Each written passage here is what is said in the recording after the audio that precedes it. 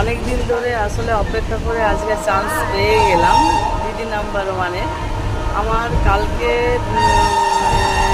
ওই 3টে নাগাদ ফোন এসছে, মানে আমার মেয়ের মোবাইলে এসছে, আমার মোবাইলেও আসেনি। মানে আমার মোবাইল নাম্বার দেওয়া ছিল কিন্তু অল্টারনেট নাম্বার দেওয়া ছিল, তো ওর মোবাইলে এসছে। তো প্রথমে ও ভেবেছিল মানে ওর একবার এসে ক্যান্সেল হয়ে গেল।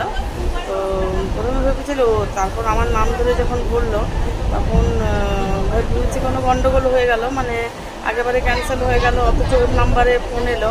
তারপর আমরা জিনিসটা মানে তদন্ত করলাম, মানে আগেকার আমাদের যে ভিডিও ছিল, ফটো ছিল, সেগুলো দেখে যে ওর নাম্বারে কী করে ফোনটা চলে গেল, যে কোনো মানে ভুল হলো না তো অপর্ণা গুহ আর পায়েল গুহর মধ্যে। তারপর দেখা গেল যে অল্টারনেট নাম্বার দেওয়া ছিল, আমার নাম্বারের পরে ওর নাম্বারটা দেওয়া ছিল, তো ওর নাম্বারেই কল গেছে।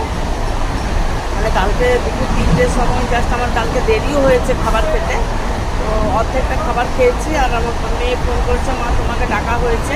আমি যে এই মিথ্যা কথা বলিস না তো, তো তাই বলছে না মা তোমাকে সত্যি কথা বলছি, তোমাকে ডেকেছে। মানে আমি যে কী করবো, আমার মানে প্রথমেই ভাবছিলাম যে কবে যাব, আবার চিন্তা করছি যে মানে এত টেনশন কিছু বলার নেই, মানে এত টেনশন কিছু বলার নেই।